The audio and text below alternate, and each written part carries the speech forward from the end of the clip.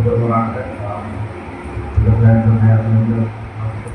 നമ്മളുമായി പങ്കുചേരുന്നു ആശംസിക്കട്ടെ.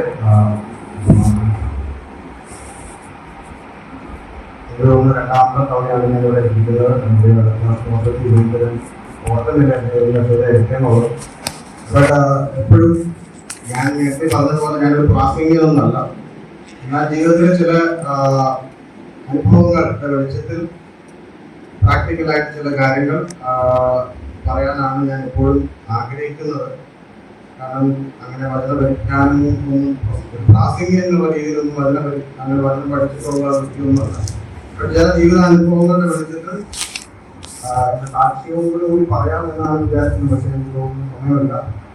പറഞ്ഞിട്ട് തന്നെ സാക്ഷ്യം പറഞ്ഞ് അതിനോട് ബന്ധപ്പെട്ട് ചിലത് മെസ്സേജ് പറയാമെന്നാണ് ചിന്തിച്ചത്. പക്ഷേ പോകേണ്ടതായിട്ടുള്ള ദൈവം സഹായിക്കും. കുറെ വർഷങ്ങൾക്ക് മുമ്പ്, ഒരു 10 വർഷം മുമ്പ് ഒരു പാട്ട് വളരെ പോപ്പുലറായിട്ട് പലർക്കും നിങ്ങൾക്കറിയാം. പാട്ടിന്റെ ഈരകള് ഇങ്ങനെയാണ്. ഇപ്പോഴത്തെ ഈ സാഹചര്യത്തിലൊക്കെ നമുക്കത് പാടിയ ശരിക്കും പറഞ്ഞാൽ അത് നമുക്ക് ഉൾക്കൊള്ളാൻ പ്രയാസമാണ്. പാട്ടിന്റെ ഈരടികൾ ഇങ്ങനെയാണ്: ക്ഷീണിതനാകട്ടെ, കണ്ണു നിറയട്ടെ, നിൻ മഹത്വവും ഞാൻ ദർശിക്കുവാൻ, തകർന്നു പോകാതെ കരുതലിൻ കരം നീട്ടി നടത്തിയ വഴികൾ നീ ഓർത്താൽ, മൺമഴ പെയ്യട്ടെ, നദികൾ പോകട്ടെ, എൻ വീടിന്മേൽ കാറ്റടിച്ചിടട്ടെ. ഇത് വളരെ പോപ്പുലറായ ഒരു പാട്ടാണ്. അന്നൊക്കെ വളരെ ഞാനും പാടിക്കൊണ്ടിരുന്ന ഒരു പാട്ടാണ്. നിന്റെ മഹത്വം ദർശിക്കുവാൻ ക്ഷീണിതനാകട്ടെ, നിങ്ങൾ കണ്ണു നിറയട്ടെ, നടത്തിയ ആ വഴികൾ നീ ഓർത്താൽ, വൻമഴ പെയ്യട്ടെ, എന്റെ വീടിന്മേൽ കാറ്റടിച്ചിടട്ടെ. നമുക്കിത് പാടാനായിട്ട് വളരെ എളുപ്പമാണ്. അതിന്റെ ട്യൂണനുസരിച്ച് പാട്ടുകൾ പാടുവാനായിട്ട് നമുക്ക് എളുപ്പമാണ്. പക്ഷെ ഇത് ഉൾക്കൊള്ളുമ്പോൾ ദൈവം കൂടെ ഉണ്ടെന്നും തന്റെ കരം നീട്ടി എപ്പോഴും നമ്മൾ നടത്തുമെന്ന് ഉറച്ച വിശ്വാസം ഉണ്ടെങ്കിൽ പോലും എന്റെ വീടിന്മേൽ കാറ്റടിച്ചിടട്ടെ എന്ന് പറയുവാനായിട്ട്, നിങ്ങൾ വൻമഴ പെയ്യട്ടെ, അല്ലെങ്കിൽ ക്ഷീണിതനാകട്ടെ, എന്റെ കണ്ണു നിറയട്ടെ എന്ന് പറയുവാനായിട്ടുള്ള ഗർസ് നമുക്ക് പലർക്കും ഇല്ല. പലപ്പോഴും നാം പ്രാർത്ഥിക്കുമ്പോൾ ഇങ്ങനെയുള്ള സാഹചര്യത്തിൽ കൂടി ഒന്നും നമ്മുടെ കുടുംബങ്ങളോ നമ്മളോ കടന്നു പോകരുത് എന്നാണ് നമ്മൾ ആഗ്രഹിക്കുന്നതും നമ്മൾ മറ്റുള്ളവർക്ക് വേണ്ടി പ്രാർത്ഥിക്കുന്നു. പക്ഷേ എന്റെ ജീവിതത്തിലേക്ക് നോക്കിക്കഴിഞ്ഞാൽ, അല്ലെങ്കിൽ ചില ജീവിതാനുഭവങ്ങളുടെ വെളിച്ചത്തിൽ എനിക്ക് പറയാൻ സാധിക്കുന്നത്, ഒരു പ്രാവശ്യമെങ്കിലും അല്ലെങ്കിൽ ദൈവത്തിന്റെ പൂർണ്ണമായ കരുതൽ അത് അനുഭവിച്ചറിയണമെങ്കിൽ ഒരു പ്രാവശ്യം കൂടി നമ്മളൊരു വലിയ കഷ്ടതയിൽ കൂടി കടന്നു പോകണം. എങ്കിൽ മാത്രമേ അത് കൂടി കടന്നു പോകുന്നവർക്ക് മാത്രമേ അത് ഉൾക്കൊള്ളുവാനായിട്ടും ഈ രീതിയിലുള്ള പാട്ടുകളായിട്ട് അത് പാടുവാനായിട്ടും അത് കഴിയത്തുള്ളൂ. നമുക്ക് പറയാൻ എളുപ്പമാണ്. 2017 എനിക്ക് GBS എന്ന് പറഞ്ഞൊരു അസുഖമാണ്. അത് നിങ്ങൾക്ക് കേട്ടിട്ടുണ്ടോ എന്ന് എനിക്കറിയില്ല. ബുള്ളിയൻ പേരന്റ് സിൻഡ്രോം എന്നാണ് പറയുന്നത്. Bullion parent syndrome. അത് അങ്ങനെ കേൾക്കാത്ത അസുഖമാണ്. വളരെ ഒരു ചെറിയൊരു കോവിഡ് വന്നതാണ്. ആ കോവിഡ് വന്നപ്പോൾ നമ്മുടെ നമ്മുടെ തന്നെ ഇമ്മ്യൂണിറ്റി നമ്മുടെ തന്നെ ബോഡിയെ അറ്റാക്ക് ചെയ്യുന്ന ഒരു അസുഖം. ഓട്ടോ ഇമ്മ്യൂൺ നിങ്ങൾ കേട്ടിട്ടുണ്ടാവും. ഞാൻ ബേസിക്കലി ഒരു സ്പോർട്സ് പേഴ്സൺ ആണ്. ഓടി നടക്കാൻ എപ്പോഴും എന്റെ മൂവ്മെന്റ്സ് എല്ലാം വളരെ ക്വിക്കാണ്. പക്ഷെ അങ്ങനെ ബോംബെയിലായിരുന്ന സമയത്തായിരുന്നു, ലോക്കൽ ട്രെയിനിൽ ഓടി ചാടി നടന്ന സമയത്താണ് പെട്ടെന്ന് ഇങ്ങനെ വന്നത്. അതായത് നമ്മുടെ നെർവ് സിസ്റ്റം കംപ്ലീറ്റ്ലി നമ്മുടെ തന്നെ ഇമ്മ്യൂണിറ്റി നമ്മളെ തന്നെ അറ്റാക്ക് ചെയ്യുമ്പോൾ നമ്മുടെ നെർവ് സിസ്റ്റം കംപ്ലീറ്റ്ലി ഡാമേജ് ആയി. എനിക്ക് ഈ ഒരു ബട്ടൺസ് ഇടണമെങ്കിൽ 3 മണിക്കൂറെങ്കിലും വേണമായിരുന്നു. അതായത് എനിക്ക് മുഴുവനായിട്ട് പറയാനായിട്ട് നിവൃത്തിയില്ല. വളരെ ക്രിട്ടിക്കൽ ആ ഒരു സ്റ്റേജിലേക്ക് പോയി നിങ്ങൾ ദൈവം വളരെ ഇന്ന് ഞാൻ നിങ്ങളുടെ മുമ്പാകെ പൂർണ്ണമായ ഒരു ആരോഗ്യത്തോടെ നിൽക്കുന്നെങ്കിൽ അത് ദൈവം ചെയ്ത ഒരു വലിയൊരു മിറാക്കിളാണ്. ആ അസുഖത്തിന്റെ ഭാഗമായി അതിന് വേറെ ചികിത്സകളോ അല്ലെങ്കിൽ സ്റ്റിറോയിഡ് ഒക്കെ ഇഞ്ചക്ട് ചെയ്തു. കാരണം ഞാൻ ബോഡി പൂർണ്ണമായും ഓൾമോസ്റ്റ് ഒരു തളർന്ന സ്റ്റേജിലായിരുന്നു. ആ അസുഖം വന്നു കഴിഞ്ഞാൽ അതിന്റെ മോർട്ടാലിറ്റി റേറ്റ് ഭയങ്കര കൂടുതലാണ്. അതായത് നമ്മുടെ തന്നെ വിശ്വാസത്തിൽ ബന്ധപ്പെട്ടിട്ടുണ്ട്. കഴിഞ്ഞ വർഷം തന്നെ പൂനെയിലും ചെന്നൈയിലും ഒത്തിരി ആൾക്കാർ മരിച്ചു പോയിട്ടുണ്ട്. ബോഡി തളർന്നു പോയാൽ പിന്നീട് വർഷങ്ങൾ 6 വർഷം 8 വർഷം എടുക്കും. അതൊന്ന് പിന്നെ കൊച്ചു കുഞ്ഞുങ്ങളെ പോലെ പിച്ച വെച്ച് നടക്കുന്ന പോലെ എഴുന്നേറ്റ് വരാം. കൈക്കും കാലിനും ഒന്നും അല്ലെങ്കിൽ പാരലൈസ്ഡ് ആയി പോകാനുള്ള എല്ലാ സാധ്യതകളും ഉണ്ട്. മരണം തന്നെ സംഭവിക്കും. അങ്ങനെ ICU 10 ദിവസം കിടന്ന് ഇമ്മ്യൂണോഗ്ലോബിൻ എന്നൊരു ട്രീറ്റ്മെന്റ്, വളരെ എക്സ്പെൻസീവ് ആയിട്ടുള്ള ട്രീറ്റ്മെന്റ് എടുത്തിട്ടാണ് അതിൽ നിന്ന് റിക്കവർ ആയത്. ഒരു 5 ബോട്ടിൽ ഇവിടെ ഇഞ്ചക്ട് ചെയ്തപ്പോഴത്തേക്കും കൈ ഇവിടെ സ്വെല്ലിംഗ് ആയി. പിന്നെ 5 ബോട്ടിൽ ഇവിടെ ഈ കൈ ശ്രദ്ധിക്കാൻ പിന്നെ അവർക്ക് ഇഞ്ചക്ട് ചെയ്യാൻ പറ്റാതെ അവർ ഇവിടെ തുളച്ചിട്ടാണ് 20 ബോട്ടിൽ ഈ ഇമ്യൂണോഗ്ലോബുലിൻ എൻ്റെ ശരീരത്തിൽ കയറ്റി എനിക്ക് റിക്കവറി ആണ്. പക്ഷെ അത് ഇമ്യൂണോഗ്ലോബുലിൻ്റെ ട്രീറ്റ്മെന്റ് കൊണ്ട് ആണെന്ന് ഞാൻ വിശ്വസിക്കുന്നില്ല. അത് വളരെ ഡോക്ടേഴ്സിന് പോലും മിറാക്കിളായിരുന്നു. അത്ര പെട്ടെന്ന് ഒരു റിക്കവറിയിലേക്ക് എനിക്ക് വരുത്തുവാനായിട്ട് കഴിയും. ആ ഒരു എക്സ്പീരിയൻസിൽ നിന്ന് തന്നെ ഞാൻ പറയുന്നത് there are hidden blessings in the storms of life. നമുക്ക് ചില ഹിഡൻ ബ്ലെസ്സിങ്സ് അല്ലെങ്കിൽ ആ കൊടുങ്കാറ്റിന്റെ അവസ്ഥയിൽ കൂടി പോകേണ്ടി വന്നാൽ അതിൽ നിന്ന് ചില കാര്യങ്ങൾ നമുക്ക് പഠിക്കുവാനായിട്ട് ദൈവം നമ്മുടെ ജീവിതത്തിൽ പുസ്തകത്തിൽ നാം വായിക്കുന്നത് വെള്ളത്തിൽ കൂടി കടക്കുമ്പോൾ എന്നാണ്. when you pass through the waters, when you walk through the fire, ഈ വെള്ളത്തിൽ കൂടി കടക്കുമ്പോൾ എന്നുള്ള വാക്കല്ല ഉപയോഗിച്ചിരിക്കുന്നത്. ഈ ചിലപ്പോൾ കടക്കേണ്ടി വരും, അല്ലെങ്കിൽ തീയുടെ അനുഭവത്തിൽ കൂടി കടക്കേണ്ടി വരും. അത് ടെക്നിക്കായിട്ട് അല്ലെങ്കിൽ അതൊരു എന്താ പറയുക അൺഅവോയ്ഡബിൾ ആയിട്ടുള്ള ഒരു കാര്യമാണ് ഒരു വിശ്വാസിയുടെ ജീവിതത്തിൽ. ദാനിയേലിനെ പോലെ ഒരാൾക്ക് സിംഹത്തെ ഫേസ് ചെയ്യേണ്ടി വന്നു. ജോസഫിനെ പോലെ ഒരാൾക്ക് പൊട്ടക്കഴത്തിൽ കിടക്കേണ്ടി വന്നു, അല്ലെങ്കിൽ പ്രിസണിൽ കിടക്കേണ്ടി വന്നു. യോബിനെ പോലെയുള്ള ഒരു ആൾക്ക് തന്റെ എല്ലാം നഷ്ടപ്പെട്ടു. അപ്പോ ഒരു ബിലീവർ എന്നുള്ള രീതിയിൽ ഒരു വിശ്വാസി ആയാൽ ജീവിതത്തിൽ എല്ലാം ഓക്കെ ആകും എന്നുള്ള ഇന്നത്തെ ഒരു പ്രോസ്പെരിറ്റി തിയോളജി ഉണ്ട്. അത് ബൈബിൾ പഠിപ്പിക്കുന്ന ഒരു കാര്യമല്ല. വിശ്വാസി ആയാൽ നിങ്ങളുടെ ജീവിതത്തിൽ അഭിവൃദ്ധി ഉണ്ടാകും, നിങ്ങൾക്ക് സമ്പത്ത് ഉണ്ടാകും, നിങ്ങളുടെ എല്ലാ പ്രശ്നവും മാറും എന്നാണ് പ്രോസ്പെരിറ്റി തിയോളജിക്കാർ പഠിപ്പിക്കുന്നത്. പക്ഷെ അത് ബൈബിൾ പഠിപ്പിക്കുന്നത് അങ്ങനെയല്ല. നിങ്ങളുടെ ജീവിതത്തിൽ കഷ്ടങ്ങൾ ഉണ്ടാവും, പക്ഷേ അതിന്റെ എല്ലാ മധ്യത്തില് നമുക്കറിയാം കർത്താവ് നമ്മുടെ കൂടെ ഉണ്ട് എന്നുള്ളൊരു കാര്യം നമുക്കറിയാം. അൺഎക്സ്പെക്ടഡ് ക്രൈസിസ് എന്ന് പറയുന്നത് ആ പാർട്ട് ഓഫ് അവർ ലൈഫ്. നമ്മൾ ഈ ഇവിടെ ഇരിക്കുന്ന ഇത് ചെറിയ കൂട്ടമാണെങ്കിലും 3 കാറ്റഗറിയിൽ നമുക്ക് വേണമെങ്കിൽ തിരിക്കാം. ഒന്ന്, ഒരു കൊടുങ്കാറ്റിന്റെ അവസ്ഥയിൽ കൂടി കടന്നു പോയവർ, എന്നെ പോലെ വേണമെങ്കിൽ പറയാം, ഒരു കൊടുങ്കാറ്റിന്റെ അവസ്ഥ കടന്നു വന്ന ആൾക്കാർ. രണ്ടാമത്തെ കാറ്റഗറി ഇപ്പൊ അച്ഛൻ്റെ പറഞ്ഞ പോലെ കൊടുങ്കാറ്റിന്റെ അവസ്ഥയിൽ കൂടി നാം കടന്നു പോവുകയാണ്. ഒരു വേദനയുടെ അനുഭവം, ഒരു മരണത്തിന്റെ അനുഭവം. മൂന്നാമതൊരു കാറ്റഗറി ഉണ്ട്, you may be headed into one. നിങ്ങൾ കൊടുങ്കാറ്റിലേക്ക് ചിലപ്പോൾ അടുക്കുന്നവരായിരിക്കും. അത് കേൾക്കുമ്പോൾ പേടിയാവും, അത് അനുഭവിച്ചിട്ടില്ലാത്തവർക്ക് പേടിയാവും. പക്ഷെ അത് മാറ്റാനായിട്ട് നമുക്ക് കഴിയുന്നില്ല. അത് നമ്മുടെ ജീവിതത്തിൽ വരും. പക്ഷെ ഒരു ദൈവ പൈതൽ എന്നുള്ള രീതിയിൽ അല്ലെ, നമുക്ക് ആശ്രയിക്കാനായിട്ട് എങ്ങോട്ട് ഓടണം എന്നുള്ളത് നമുക്കറിയാം. അത് അറിയാൻ പാടില്ലാത്തത് കൊണ്ടാണ് പലപ്പോഴും പലരും കഞ്ചാവുകളുടെ ഇതിൽ പോകുന്നത്, ചിലർ സൂയിസൈഡ് ചെയ്യുന്നത്. ഇത് അറിയാൻ പാടില്ലാത്തതുകൊണ്ടാണ്. നമ്മളെ സംബന്ധിച്ച് എങ്ങനെയൊക്കെ പറഞ്ഞാലും ഇങ്ങനെയൊക്കെ ആണെങ്കിൽ നമുക്കറിയാം, നമുക്ക് ഓടേണ്ടത് എങ്ങോട്ടാണെന്നും ആശ്രയിക്കേണ്ടത് എവിടെയാണെന്നും ഒക്കെ അറിഞ്ഞാലും ആരും സഫറിങ്സ് ഇഷ്ടപ്പെടുന്നവരല്ല. നമ്മുടെ ലൈഫിൽ സഫറിങ്സ് വന്നാൽ നല്ലതാണെന്ന് ഇഷ്ടപ്പെടാതെ, ഞാൻ കഷ്ടതയിലായത് എനിക്ക് ഗുണമായെന്നൊക്കെ വന്നിട്ട് പറയുന്നുണ്ട്. പക്ഷെ പറയാനായിട്ട് നമുക്ക് ബുദ്ധിമുട്ടാണ്. എന്നാൽ ദൈവത്തിന്റെ കയ്യിൽ അതെല്ലാം ട്രയൽസ് എന്ന് പറയുന്നത് ടൂൾസ്, നമ്മളെ ഡെവലപ്പ് ചെയ്തെടുക്കാനുള്ള ചില ടൂൾസ് ആയിട്ട് ദൈവത്തിന് മാറ്റുവാനായിട്ട് കഴിയും. ആ തിരുബന്ധ കടലിന്റെയും കൊടുങ്കാറ്റിന്റെയും മധ്യത്തില് മരണത്തിനും ജീവിതത്തിന് ഇടയിൽ കൂടി ഒരു സന്ദർഭം ശിശുമാരുടെ ജീവിതത്തിൽ അവൻ അനുഭവിക്കുന്നുണ്ട്. അതാണ് ഇന്നത്തെ എൻ്റെ ടോപ്പിക്ക്. ഞാൻ പെട്ടെന്ന് നിർത്തുവാനായിട്ട് ഞാൻ ശ്രമിക്കാം. ശിശുമാരുടെ ജീവിതത്തില് ഈ ഒരു കൊടുങ്കാറ്റിന്റെ അവസ്ഥകൾ അവൻ അനുഭവിക്കുന്നുണ്ട്. നമുക്ക് ആ ഭാഗം ഒന്ന് വായിക്കാം. മത്തായി സുവിശേഷം 14:22 നമുക്ക് അറിയാവുന്ന ഒരു പോർഷൻ ആയതുകൊണ്ട് ശരിക്കും ആക്ച്വലി ഈ ഒരു ഭാഗം 3 സുവിശേഷങ്ങളിലും വായിക്കണം, എങ്കിൽ മാത്രമേ അത് കറക്റ്റ് പിക്ചർ കിട്ടത്തുള്ളൂ. മത്തായി 14:22 മുതൽ വായിക്കുകയാണ്. ഉടനെ യേശു താൻ പുരുഷാരത്തെ പറഞ്ഞയക്കുന്നതിനിടയിൽ ശിശുമാർ പടകിൽ കയറി തനിക്ക് മുമ്പായി അക്കരയ്ക്ക് പോകുവാൻ അവരെ നിർബന്ധിച്ചു. ആ വാക്കിൽ പേര് ശ്രദ്ധിക്കണം, അവരെ നിർബന്ധിച്ചു.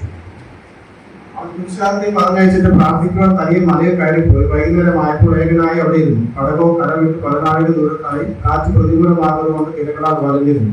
രാത്രിയിൽ 4 യാമത്തിൽ അവൻ കടലിൽ നടന്ന് അവരുടെ അടുക്കൽ വന്നു എന്ന് പറഞ്ഞു വന്നു. അതിൽ 25-ാം വാക്യത്തിൽ നാം വായിക്കുകയാണ്. 32 മുതൽ അവർ പടകിൽ കയറിയപ്പോൾ കാറ്റമർന്നു. പടകിലുള്ളവർ നീ ദൈവപുത്രൻ സത്യം എന്ന് പറഞ്ഞ് അവരെ നമസ്കരിച്ചു. മർക്കോസിന്റെ സുവിശേഷത്തിലേക്കും യോഹന്നാന്റെ സുവിശേഷം ഈ ഭാഗം വായിക്കുമ്പോൾ കുറെ കാര്യങ്ങൾ കൂടുതൽ വ്യക്തമായിട്ട് നമുക്ക് കാണാൻ സാധിക്കും. അവിടെ എഴുതിയിരിക്കുന്നത് ഈ യേശു 5000 പോഷിപ്പിച്ച് ശേഷം ഇമ്മീഡിയറ്റ്ലി നടന്നൊരു കാര്യമാണ്. അവിടെ വായിക്കുന്നത് എങ്ങനെയാണ്, ഈ ഒരു ഇത് കഴിഞ്ഞ് എല്ലാവരും തിന്ന് തൃപ്തരായി കഴിഞ്ഞപ്പോ ഇവനെ പിടിച്ച് രാജാവാക്കുവാനായിട്ട് അവർ ഭാവിക്കുകയാണ് അവിടെയുള്ള ആൾക്കാർ. അപ്പൊ ഈ ശിഷ്യന്മാരുടെ സ്വഭാവം കർത്താവിനാണ്. ശിഷ്യന്മാർക്ക് പലർക്കും അവൻ രാജാവായിട്ട് വാഴണം എന്നുള്ള ആഗ്രഹമുള്ള ആൾക്കാരായിരുന്നു. അപ്പൊ ഈ ഒരു സിറ്റുവേഷനിലാണ് കർത്താവ് ഇവരോട് നിർബന്ധിക്കുകയാണ്. ഈ കൺസ്ട്രെയിൻഡ് എന്നാ പറയുന്നത്, അവർക്കൊരു ചോയ്സ് കൊടുക്കില്ല കർത്താവ്. പടകൾ കയറി അക്കരയ്ക്ക് പോകാനായിട്ട് നിർബന്ധിച്ചു. കർത്താവ് അറിയില്ലായിരുന്നു ഈ കൊടുങ്കാറ്റ് വരുന്നുണ്ട്. എന്തിനാണ് അവരെ നിർബന്ധിച്ച് അങ്ങോട്ട് പറഞ്ഞു വിട്ടത് എന്നുള്ളതാണ് ഞാൻ പറയാനായിട്ട് ആഗ്രഹിക്കുന്ന കാര്യം. കർത്താവ് എന്തിനാണ് അവരെ നിർബന്ധിച്ച് ഈ കൊടുങ്കാറ്റിന്റെ മധ്യത്തിലേക്ക് കടത്തി വിട്ടത്? ഇവിടെ ആ ഒരു സിറ്റുവേഷൻ നിങ്ങളൊന്ന് ഭാവനയെ കൊണ്ടുവരും. നമ്മുടെ ഭാവനയിൽ അത് വന്നാലേ നമുക്ക് അത് കറക്റ്റ് കിട്ടുള്ളൂ. ഇവിടെ disciples are moving according to his instructions. ഏകദേശം വൈകുന്നേരം 6 മണിക്കാണ് ഇവർ യാത്ര തിരിക്കുന്നത്. വളരെ കാമായിട്ട് പീസ്ഫുൾ ആയിട്ട് തുടങ്ങുകയാണ്. പക്ഷേ പതുക്കെ സിറ്റുവേഷൻ ഇവിടെ ഔട്ട് ഓഫ് കൺട്രോൾ ആവാൻ തുടങ്ങി. കാരണം അതൊരു ചെറിയ ഒരു കൊടുങ്കാറ്റായിരുന്നു, ഭയാനകമായ വളരെ ഭീതി നിറഞ്ഞ ഒരു കൊടുങ്കാറ്റ്. അതിന് കാരണം ഞാൻ പറയും, കർത്താവ് അടുക്കിലേക്ക് വരുന്നത് രാത്രി 3 മണിക്കാണ്. ഇപ്പൊ ഏകദേശം എത്ര മണിക്കൂറുണ്ട്? രാത്രി 3 മണിക്കാണ് കർത്താവ് ഇവിടെ വരുന്നത്. ഇതിൽ പുറപ്പെടുന്നത് വൈകുന്നേരം 6 മണിക്ക്. ഏകദേശം 8 മണിക്കൂർ. 8 മണിക്കൂർ ഇവര് വല്ലാതെ കഷ്ടപ്പെടുകയാണ്. അവർക്കത് കാണുവാനായിട്ട് സാധിക്കുന്നില്ല. 8 മണിക്കൂർ. ഇവരെ ആരും ശരിക്കും ബോട്ടിൽ പഠിപ്പിക്കേണ്ട കാര്യമൊന്നുമില്ല. ഇവർ എക്സ്പേർട്ട് ഫിഷർമാനാണ്. ഇവർക്ക് ബോട്ട് തുഴയാനും അറിയാം, വഞ്ചി തുഴയാനും അറിയാം, അത് കൺട്രോൾ ചെയ്യാനറിയാം, ഏത് സാഹചര്യത്തിൽ കൂടി ചെയ്യാനറിയാം. പക്ഷെ ഈ 8 മണിക്കൂർ കൊണ്ട് ഇവർ പോയത് 3 മൈലാണ്, അല്ലെങ്കിൽ 4 മൈലാണ് മാക്സിമം, 3 to 4 മൈൽസ്. അത് 3 സുവിശേഷങ്ങളിൽ വായിക്കും. ഈ 3-4 ചോണുള്ളത് എഴുതിയിട്ടുണ്ട്. 3-4 മൈലാണ് 8 മണിക്കൂർ യാത്ര ചെയ്തത്. ഇപ്പോൾ തന്നെ നമുക്ക് മനസ്സിലാക്കാൻ എത്ര സ്ട്രഗിൾസിൽ കൂടി, അല്ലെങ്കിൽ physically exhausted and mentally trained. എപ്പോ വേണമെങ്കിലും മരണം സംഭവിക്കാം. അത്ര ഭയാനകമായ ഒരു കൊടുങ്കാറ്റ് അവിടെ വന്ന് ആഞ്ഞടിക്കുകയാണ്. ഇവരുടെ ഇതിന് മുമ്പ് ഇതുപോലെ ഒരു സിറ്റുവേഷൻ കർത്താവിന്റെ കൂടെ ഉള്ളപ്പോൾ വന്നതാണ്. പക്ഷെ കർത്താവ് ശാസിച്ചതാണ്. ഇതൊന്നും അവരുടെ മനസ്സിലപ്പോ വന്നില്ല.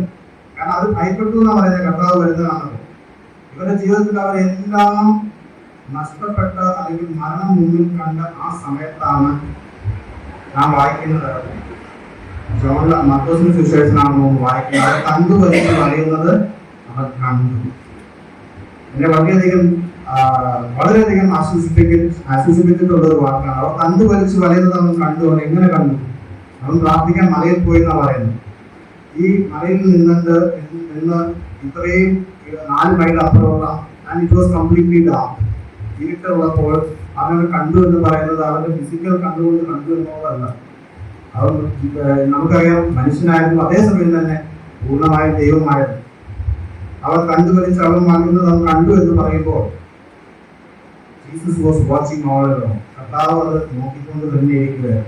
നമ്മുടെ ജീവിതത്തില് നമ്മുടെ രഹസ്യമായിട്ടുള്ള ചില സമയങ്ങളുണ്ട്, പ്രൈവറ്റ് ടൈം. അതായത് നമ്മുടെ സ്ട്രഗിൾസ് അല്ലെങ്കിൽ നമ്മുടെ ബുദ്ധിമുട്ടുകൾ ഷെയർ ചെയ്യുന്ന സമയം, വേറെ ആരോടും ഷെയർ ചെയ്യാൻ പറ്റാത്ത കാര്യങ്ങൾ, വേറെ ആരോടും നമുക്ക് ഒന്നും പങ്കുവെക്കാൻ പറ്റാത്ത ചില കാര്യങ്ങളുണ്ട്. നമ്മുടെ പ്രൈവറ്റ് ടൈമിൽ നമുക്ക് ദൈവത്തോട് പറയുമ്പോൾ നമുക്ക് ഒരു കാര്യം നമുക്ക് ആശ്വസിക്കാനായിട്ട് വകയുണ്ട്. He is watching us. ഇവിടെ നഥാനിയലിന്റെ ദൈവം കാണുമ്പോൾ കർത്താവ് പറയുമ്പോൾ നഥാനിയലിന് മുമ്പിൽ വന്നിട്ട് വരുമ്പോ ഇവൻ കർത്താവിനെ കുറിച്ച് സാക്ഷ്യം പറയുമ്പോൾ നഥാനിയൽ ചോദിക്കുന്ന ചോദ്യം, എന്നെ എവിടെ വെച്ച് നീ അറിയിക്കും? എന്നെ എവിടെ വെച്ച് അറിയുമെന്ന് ചോദിച്ചപ്പോൾ കർത്താവ് നീ അത്തിയുടെ കീഴിൽ ഇരിക്കുമ്പോൾ ഞാൻ നിന്നെ കണ്ടു എന്ന് പറയും. ഒട്ടന്നെ ഇമ്മീഡിയറ്റ് റെസ്പോൺസ് നീ ദൈവപുത്രൻ.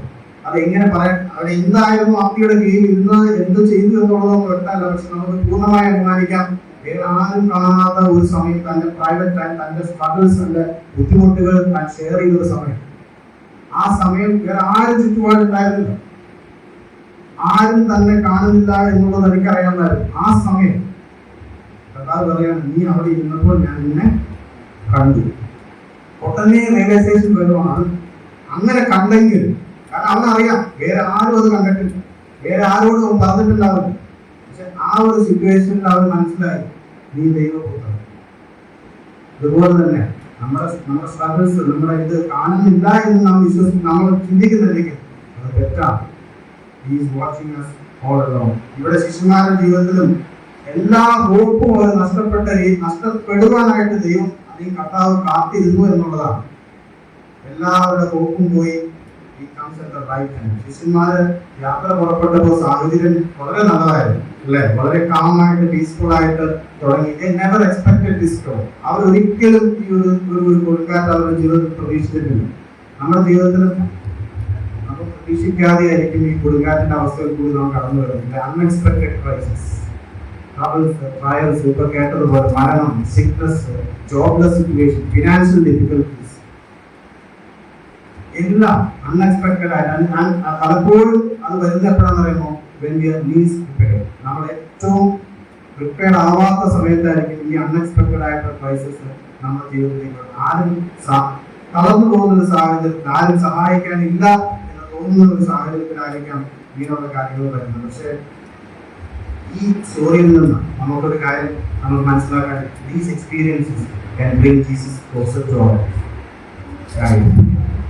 നമ്മുടെ ജീവിതത്തിലേക്ക് കർത്താവ് കടന്നു വരുവാനായിട്ട്, അല്ലെങ്കിൽ നമ്മൾ കർത്താവിലേക്ക് കടന്നു പോകാനായിട്ട്, അല്ലെങ്കിൽ കർത്താവ് നമ്മുടെ അടുക്കിലേക്ക് വരുവാനായിട്ട് ഇങ്ങനെയുള്ള സാഹചര്യങ്ങൾ നമുക്കുണ്ടാവും. He always comes to us in the storms of life. നമ്മുടെ ജീവിതത്തിലെ കൊടുങ്കാറ്റിന്റെ അവസ്ഥയിൽ കൂടി കടന്നു പോകുമ്പോഴായിരിക്കും നമ്മൾ കടന്നു പോകുന്നത്. നമ്മൾ കുരുടന്റെ ഇത് നമുക്കറിയാം. ഞാൻ സൗത്ത് കുരുടൻ വളരെയധികം പ്രോസിക്യൂഷനിൽ കൂടി കടന്നു പോയതിനു ശേഷം അവനെ പുറത്താക്കിയ സമയത്താണ് കർത്താവ് അവനെ കണ്ടുപിടിക്കുന്നത്.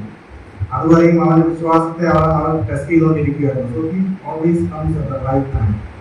അത് ആ ടൈം വരെ നമ്മൾ ട്രസ്റ്റ് ചെയ്യണം എന്നുള്ളത് മാത്രമാണ് കർത്താവ് ആഗ്രഹിക്കുന്നത്. ഈ ഞാൻ ഹോസ്പിറ്റലായിരുന്ന സമയത്ത് നമ്മൾ കർത്താവ് നമ്മളോട് ആവശ്യപ്പെടുന്നതാണ്, നമ്മൾ ഒരിക്കലും ഒരു കൊടുങ്കാറ്റിന്റെ അവസ്ഥയിൽ കൂടി പോകുമ്പോൾ തളർന്ന് പോകാനല്ല ആഗ്രഹിക്കുന്നത്. We have to receive something from that storm. ഞാൻ ഹോസ്പിറ്റലിൽ കിടന്നപ്പോൾ ഞാൻ പറഞ്ഞ ഡാഡി മോളെ വൈഫിനെ വിളിച്ച് പറഞ്ഞത്, മോളെ ഡോണ്ട് ലൂസ് ദിസ് ഓപ്പർച്യൂണിറ്റി എന്നാണ് പറഞ്ഞത്. ഈ ഓപ്പർച്യൂണിറ്റി നീ അത് യൂട്ടിലൈസ് ചെയ്യും. അല്ലെങ്കിൽ എൻ്റെ ചില ആൾക്കാർ വൈഫിനോട് ചോദിച്ചപ്പോൾ എങ്ങനെയുണ്ടായിരുന്നു, ജേർണി വാസ് അമേസിംഗ് എന്നാണ് പറയാൻ പറ്റും. It was amazing. വേദന ഉണ്ടായിരുന്നു, എല്ലാം ഉണ്ടായിരുന്നു. പക്ഷെ അൾട്ടിമേറ്റ്ലി എല്ലാം കഴിഞ്ഞപ്പോൾ ഞങ്ങൾക്ക് സാക്ഷി പറയാനായിട്ടുള്ളത് എന്താ, journey was amazing. He was with us. അതുകൊണ്ട് കടന്നു പോകാത്ത രീതിയിൽ. പക്ഷെ ഇങ്ങനെയുള്ള കൊടുങ്കാറ്റ്, ഇങ്ങനെയുള്ള ബുദ്ധിമുട്ടുകളും പ്രയാസങ്ങളൊക്കെ ലൈഫിൽ വരുമ്പോൾ ശത്രു നമ്മള് വേറെ പറഞ്ഞ് പിന്തിരിപ്പിക്കാനായിട്ട്, അല്ലെങ്കിൽ നമ്മുടെ മനസ്സിനെ ഞാൻ ചെയ്ത ഏതോ പാപത്തിന്റെ ഫലമായിട്ട് വരാൻ പറ്റും. പാപത്തിന്റെ ഫലമായിട്ട് വരില്ല എന്നല്ല പറയുന്നത്. പക്ഷെ നീ ചെയ്തതിന്റെ ഫലമാണ് മറ്റുള്ളവർ ചിലപ്പോൾ നമ്മളെ കുറ്റം പറയാനായിട്ട് സാധിക്കും. പക്ഷെ പലപ്പോഴും നമ്മളെ ചില കാര്യങ്ങൾ പഠിപ്പിക്കുവാനായിട്ടാണ് കർത്താവ് ഈ ഇങ്ങനെയുള്ള അവസരങ്ങൾ. ഞാൻ നേരത്തെ പറഞ്ഞ പോലെ അവർക്ക് ഒരു ചോയ്സ് കർത്താവ് കൊടുത്തത്. ഈ കൺസ്ട്രെയിൻഡ്, അവരെ അക്കരയ്ക്ക് പോകുവാൻ അവരെ നിർബന്ധിച്ചു എന്ന് പറയും. നിങ്ങൾ if you are my disciples and my authority, get into that boat, you obey my voice and I am God. കർത്താവ് പറഞ്ഞതാണ്.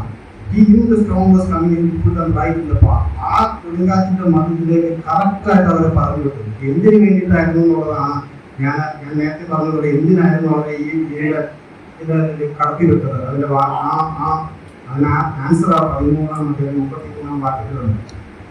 പടകിലുള്ളവർ ഈ ദൈവപുത്രൻ സത്യം എന്ന് പറഞ്ഞാൽ അവനെ നമസ്കരിച്ചു. ആദ്യമായിട്ട് ബൈബിളിൽ ആദ്യമായിട്ട് ഈ ശിഷ്യന്മാർ അവനെ ദൈവപുത്രൻ എന്ന് വിളിക്കുന്നത് ഇപ്പോഴാണ്. ആദ്യമായിട്ട് ഈ ശിഷ്യന്മാർ അവനെ ആരാധിച്ചു, നമസ്കരിച്ചു എന്ന് എഴുതിയിരിക്കുന്നത് ഇവിടെയാണ്. ഇതിനു മുമ്പ് പല അത്ഭുതങ്ങൾ അവർ കണ്ടിട്ടുണ്ട്. ഇതിനു മുമ്പും അവൻ കടലിനെ ശാസിച്ചിട്ടുണ്ട്. അന്നേരം ഇവിടെ പറഞ്ഞു ഇവനാരാണെന്നുള്ള ഒരു ചോദ്യമാണ് അവർ ചോദിച്ചിട്ടുള്ളത്. ഇതിനു മുമ്പ് എത്രയോ അത്ഭുതങ്ങൾ അവർ കണ്ടിട്ടുണ്ട്. എന്നാൽ ആദ്യമായി ദൈവപുത്രൻ, നീ വാസ്തവമായ ദൈവപുത്രൻ, നീ ദൈവപുത്രനാണെന്ന് അവർ മനസ്സിലാക്കിയ സമയം, അവരെ ആരാധിച്ച സമയം, ആദ്യമായി അവർ ബൈബിളിൽ എഴുതിയിരിക്കുന്നത് ഈ ഒരു സിറ്റുവേഷനാണ്. കർത്താവ് അവനെ പിടിച്ച് രാജാവാണെന്ന് ഭാവിച്ചു പോയി ശിഷ്യന്മാരും അതിന്റെ പുറകെ പോകും എന്ന് പോയി കാണാം.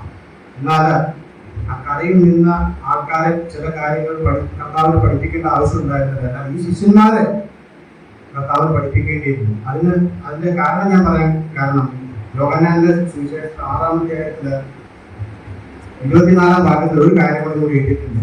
ആ കൂടെ നിന്ന ജനം ഇവരെ കാണാതായപ്പോൾ അവരും അന്വേഷിച്ചു. അവര് ഇന്ന് തൃപ്തരായി അവർ മെറ്റീരിയൽ ബ്ലെസ്സിങ്സിന്റെ പുറകെ പോയി. എന്നാൽ അതിനുശേഷം ഇവരെ കർത്താവ് ശിഷ്യന്മാരെ പറഞ്ഞു വിട്ടു. കർത്താവ് കടലിന്മേൽ നടന്ന് അവരുടെ അടുത്തെത്തി. ഇവരെ കാണാതെ ഇതേ ആൾക്കാർ ഈ കൂടി നിന്ന മൾട്ടിറ്റ്യൂഡ് ഇതേ പാതയിൽ കൂടി അക്കരയ്ക്ക് പോയി. അവരുടെ ജീവിതത്തിൽ എന്തെങ്കിലും പ്രശ്നം ഉണ്ടാകും. ഇതേ പാത്തിൽ കൂടി ഇവർ പോയ അതേ സ്ഥലത്തിൽ കൂടിയാണ് അവരും അക്കരയ്ക്ക് കടന്നു പോയത്. അവരുടെ ജീവിതത്തിൽ കൊടുക്കാനടിച്ചു. അവരുടെ ജീവിതത്തിൽ എന്തെങ്കിലും വന്നു? ഒന്നും വന്നില്ല. നമ്മുടെ ചുറ്റും ഒത്തിരി ആൾക്കാർ എനിക്കൊക്കെ ഒരു പ്രയാസം ഉണ്ടായിരുന്നു. നമ്മുടെ ചുറ്റും അല്ലെങ്കിൽ ദൈവമക്കളല്ലാത്ത ആൾക്കാർ അവർ പ്രോസ്പർ ആകുന്നത് കാണുമ്പോൾ അവർ പല രീതിയിലുള്ള അവരുടെ ജീവിതത്തിൽ പല വലിയ നേട്ടങ്ങളും അവർ സമ്പത്ത് ഉണ്ടാക്കുന്നതും അവർ വലിയ വലിയ കാര്യങ്ങൾ ചെയ്യുമ്പോൾ നമ്മൾ കഷ്ടപ്പെടുക. അവർ ഭയങ്കര അവർ ദൈവത്തെ അറിഞ്ഞിട്ടില്ല. പക്ഷെ അവരൊന്നും കർത്താവിന് പഠിപ്പിക്കേണ്ട ആവശ്യമില്ല. അവരുടെ ജീവിതത്തിൽ ചില കാര്യങ്ങൾ അവർക്ക് പഠിപ്പിക്കേണ്ട ആവശ്യമില്ല കർത്താവ്. എന്നാൽ നമ്മുടെ ജീവിതത്തിൽ ചില കാര്യങ്ങൾ നമ്മൾ പഠിപ്പിക്കുക. കർത്താവിൽ നിന്ന് മാറിപ്പോവുക, അല്ലെങ്കിൽ കർത്താവിന് വേണ്ട വിധത്തിൽ നമ്മൾ ഈ ശിഷ്യന്മാരുടെ ജീവിതത്തിൽ ഞാൻ പറഞ്ഞ പോലെ അവർ പല അത്ഭുതങ്ങളും കണ്ട ഇതേ രീതിയിലുള്ള കാര്യങ്ങൾ അവർ കണ്ടെത്തുള്ളൂ. ഈ കർത്താവിന് വാസ്തവമായി അറിയുവാൻ അവർക്ക് പലപ്പോഴും കഴിഞ്ഞില്ല. അതുകൊണ്ട് തന്നെ റിപ്പീറ്റഡ് ആയിട്ട് ചില കാര്യങ്ങൾ കർത്താവ് അവരുടെ ജീവിതത്തിൽ കടത്തിവിട്ട് കർത്താവ് അവരെ ശരിക്കും മനസ്സിലാക്കുവാനായിട്ട് ആഗ്രഹിച്ചിട്ടുണ്ടായി. അവരുടെ ജീവിതത്തിൽ ഈ ഒരു കൊടുങ്കാറ്റിന്റെ അവസരം കൂടെ അവർ കടന്നു പോയതിനു ശേഷമാണ് ഈ കർത്താവിനെ ശരിക്കും ദൈവപുത്രൻ എന്ന് പറഞ്ഞ് മനസ്സിലാക്കി അവരെ ആരംഭിക്കുവാനായിട്ട് ഇടയായി. ഒരു കൂട്ടം ആൾക്കാർ അതേ പാതയിൽ കൂടി മെറ്റീരിയൽ ബ്ലെസ്സിങ്സിന്റെ പുറകെ പോയി അക്കരെ ചെന്ന് ഇവരെ കർത്താവിനെ അടുത്ത് നിന്ന് വീണ്ടും പ്രാപിക്കുവാനായിട്ട് അവർ പോയി. അവരുടെ ജീവിതത്തിൽ ഒരു പ്രയാസം ഉണ്ടാകുന്നുണ്ട്. എന്നാൽ അതേ സ്ഥലത്ത് ശിഷ്യന്മാരുടെ ജീവിതത്തിൽ കർത്താവ് കൊടുങ്കാറ്റും ജലമാലയും മരണത്തിന്റെ അവസ്ഥയും മരണത്തിന്റെ ആ നിൽക്കുന്ന അവസ്ഥയിൽ കൂടി അവരെ കടത്തിവിട്ട് ചില കാര്യങ്ങൾ പഠിപ്പിക്കുവാനായിട്ട് അവർ മുട്ടയിൽ നിന്ന് പ്രാർത്ഥിക്കുന്ന അല്ലെങ്കിൽ ഭയാനകമായ ഒരു സ്ഥിതിയിൽ കർത്താവിന് ആശ്രയത്തിന് വേണ്ടി പ്രാർത്ഥിക്കുന്ന ഒരു കൂട്ടം കർത്താവ് ആഗ്രഹിക്കുന്നത് അത് തന്നെയാണ്.